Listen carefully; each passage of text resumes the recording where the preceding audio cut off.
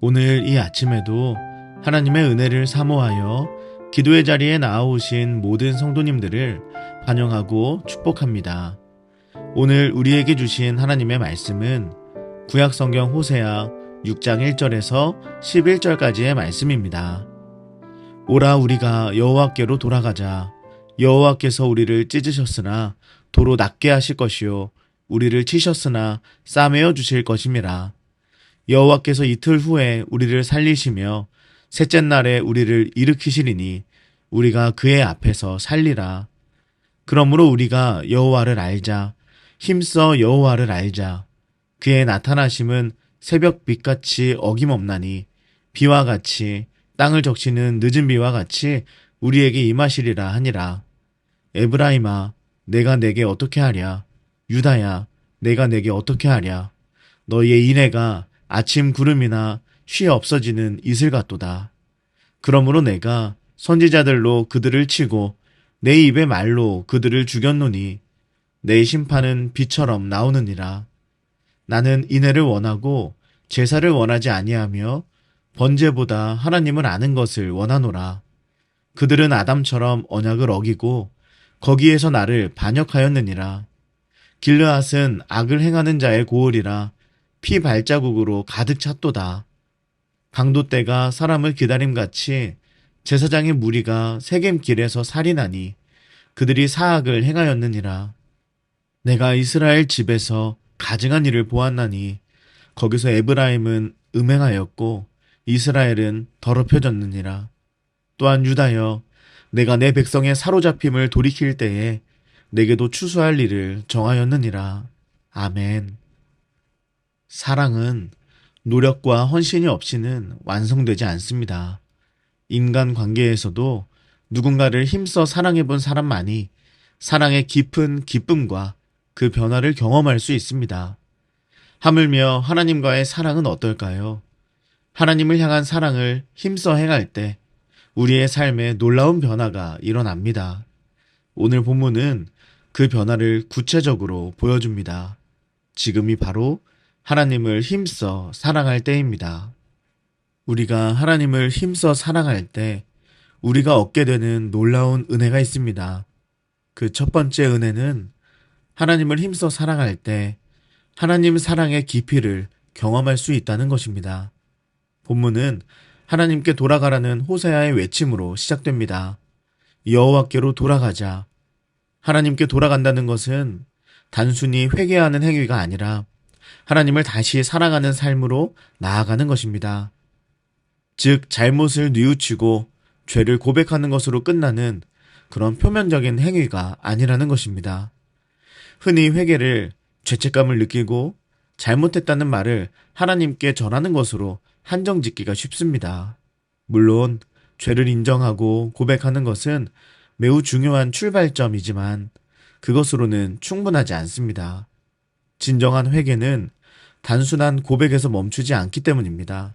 그것은 마음의 변화와 삶의 방향이 전환되는 것을 포함합니다. 잘못에 대한 후회를 해소하기 위한 정도에서 멈춰버리는 것이 아니라 하나님과의 관계를 다시 세우고 하나님을 사랑하는 자리로 나아가야 하는 것입니다. 따라서 하나님께 돌아간다는 것은 죄를 고백하는 것을 넘어 하나님을 사랑하며 그분의 말씀과 길을 따라 살아가겠다는 결단으로 이어져야 합니다. 이처럼 하나님께 돌아가는 삶은 회개로 끝나는 삶이 아닌 사랑으로 다시 시작하는 삶인 것입니다.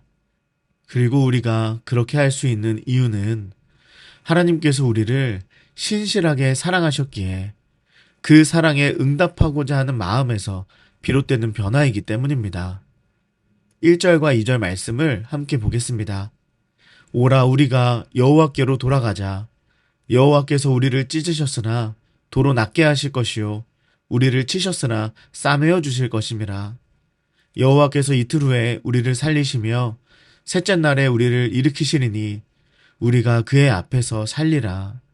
하나님은 우리를 찢으셨으나 도로 낫게 하시는 분, 치셨으나 싸매어 주시는 분이십니다. 하나님은 우리를 회복시키시며 우리 삶에 다시금 사랑과 은혜를 부어주십니다. 그래서 하나님을 사랑하려고 애쓸수록 우리는 그 사랑의 깊이를 더 깨닫게 되지요. 부모와 자녀의 관계를 한번 떠올려 보십시오. 부모는 자녀의 잘못을 바로잡아야 할 때가 있습니다. 때로는 꾸짖거나 징계가 필요할 수도 있습니다. 그러나 단순히 벌을 주는 것으로 끝내지 않고 그 행동이 왜 잘못되었는지 알려주고 그 뒤에도 변함없는 사랑으로 아이를 돌보아 준다면 그 아이는 자신의 잘못을 바로잡을 뿐만 아니라 날이 갈수록 부모의 사랑을 더 깊이 깨닫게 될 것입니다. 그리하여 이 모든 것이 사랑으로부터 비롯되었다는 사실을 자녀가 깨달을 때 그 자녀는 단순히 잘못을 뉘우치는 것을 넘어서 부모의 사랑을 더욱더 경험하고 이전보다 더 성숙한 사람으로 자라게 되는 것이죠. 그리고 그 사랑 안에서 아이는 더욱더 지혜롭게 부모에 대한 신뢰와 사랑도 더욱더 커져갈 수 있을 것입니다. 마찬가지로 하나님은 우리를 바로 잡으시되 찢으셨으나 도로 낫게 하시는 분이며 치셨으나 싸매어 주시는 분이십니다. 우리가 그 사랑을 알고 우리가 하나님을 향해 돌아가고 사랑하려고 했을 때 그 사랑의 깊이는 더욱더 커지고 우리는 하나님 안에서 더욱더 성숙한 믿음의 사람이 될 수 있을 것입니다. 두 번째로 하나님을 힘써 사랑할 때 우리는 하나님을 깊이 알게 되는 은혜를 누립니다. 3절 말씀을 보겠습니다. 그러므로 우리가 여호와를 알자, 힘써 여호와를 알자. 그의 나타나심은 새벽 빛같이 어김없나니 비와 같이 땅을 적시는 늦은 비와 같이 우리에게 임하시리라 하니라. 여기서 안다라는 말은 히브리어 야다로 단순하게 머리로 이해하거나 정보를 습득하는 것을 넘어서는 것입니다. 경험을 통해 깊이 깨닫는 것을 의미하죠. 그래서 성경에서 이 단어는 관계적이고 친밀한 의미를 담고 있습니다. 그리고 특히 사랑과 헌신 속에서 이루어지는 깊은 체험을 포함하고 있지요. 예를 들어서 창세기 4장 1절에서 아담이 하와를 알았다라고 하는 표현은 단순히 그녀를 아는 것을 넘어서 부부간의 가장 깊은 친밀함과 사랑의 관계를 경험했다는 것을 나타냅니다. 이것은 지식적이거나 이성적인 암뿐만 아니라 마음과 몸과 영혼으로 전인적으로 이해하고 교감하는 것을 뜻하는 것이죠. 하나님을 아는 것 역시도 마찬가지입니다. 단순히 성경의 내용을 배우고 교리를 이해하는 것을 넘어서 하나님의 성품과 사랑을 직접 경험하는 것입니다. 이는 하나님과의 관계 속에서 더욱더 풍성하게 이루어집니다. 기도를 통해서 하나님의 역사하심을 경험하거나 말씀을 묵상하며 하나님의 뜻을 발견하거나 삶의 위기와 고난 속에서 하나님의 돌보심을 느낄 때 우리는 하나님을 안다고 말할 수 있을 것입니다. 그래서 하나님을 안다는 것은 그분과의 사랑의 관계 속에서 그분의 존재와 성품을 직접 경험하는 것입니다.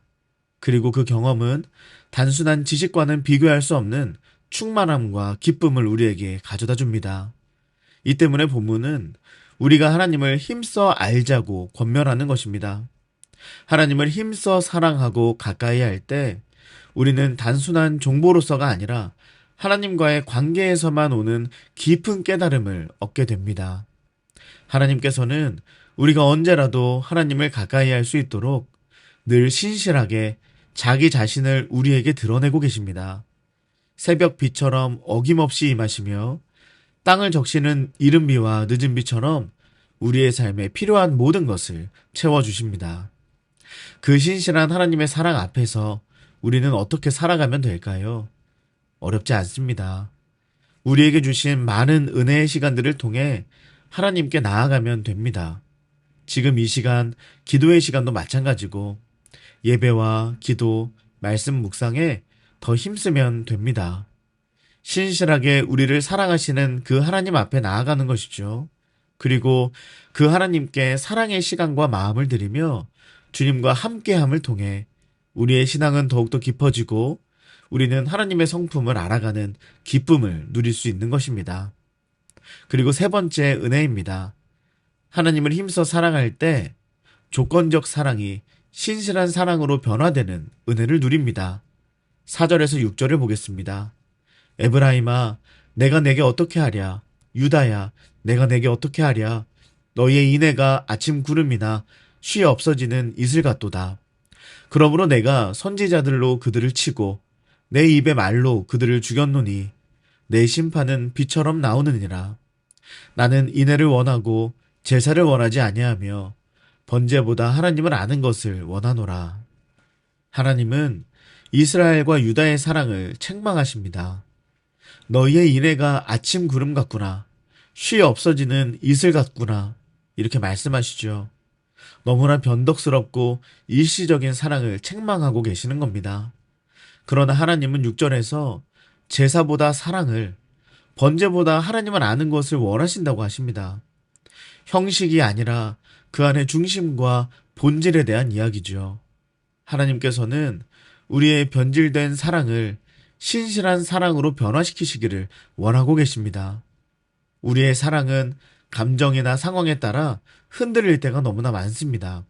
그러나 그것은 하나님이 주시는 사랑도 아니고 하나님이 기뻐하시는 사랑도 아니라는 것을 꼭 기억해야 합니다. 하나님은 일시적이고 조건적인 사랑이 아니라 신실하고 지속적인 사랑을 원하고 계십니다. 그리고 우리를 그렇게 빚어가시기 위해서 여전히 우리에게 신실한 사랑을 알려주고 계십니다.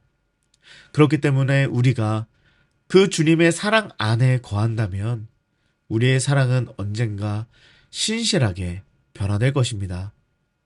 만일 가정에서 부모가 자녀를 사랑하되 조건적으로 대한다면 그 관계는 건강하지 않겠죠. 그 아이는 진정한 사랑을 배우지 못하고 조건을 충족하는 방법에 대해서만 배워갈 것입니다. 그리고 그것으로부터 오는 만족감과 보상을 얻으려고 하겠죠. 그러나 헌신적인 사랑으로 아이가 돌봄을 받을 때 부모와 자녀 사이에는 신뢰와 사랑이 쌓이게 됩니다. 여러분, 나는 하나님께 어떠한 사랑을 드리고 있습니까? 우리의 감정과 상황에 따라서 흔들리는 사랑입니까? 아니면 진실하고 신실한 사랑입니까? 우리의 삶에서 경험하는 연약하고 부족한 그러한 사랑들 때문에 하나님께서 우리에게 주시는 그 신실한 사랑마저 왜곡되어서 받아들이고 있지는 않은가, 우리의 삶을 돌아볼 수 있기를 원합니다.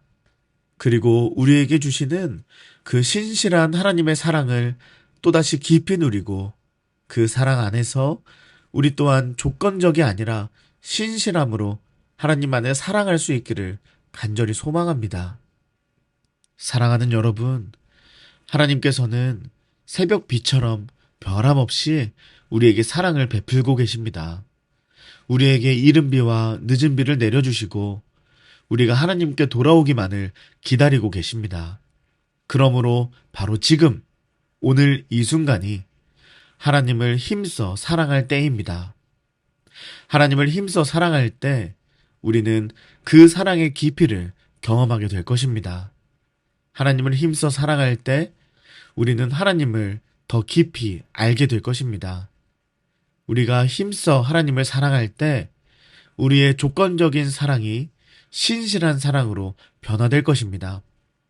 오늘 이 하루 우리를 이처럼 사랑하시는 그 하나님의 사랑 안에서 우리 또한 참된 사랑으로 회복되는 은혜가 저와 여러분 모두에게 충만하시기를 주님의 이름으로 간절히 축복합니다.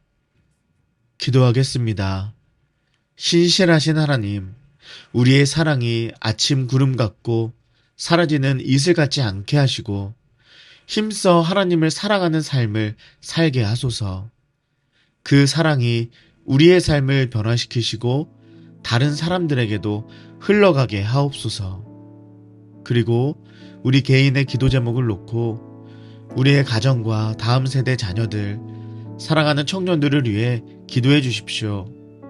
또한 임시거처에서 예배드리고 있는 우리 교회에 하나님이 예배하신 예배 장소를 허락해 주시기를 기도해 주시기 바랍니다. 마지막으로 나라와 민족과 온 열방에 하나님 나라가 세워지기를 한마음과 한뜻으로 기도하며 나아가겠습니다. 함께 기도하시겠습니다.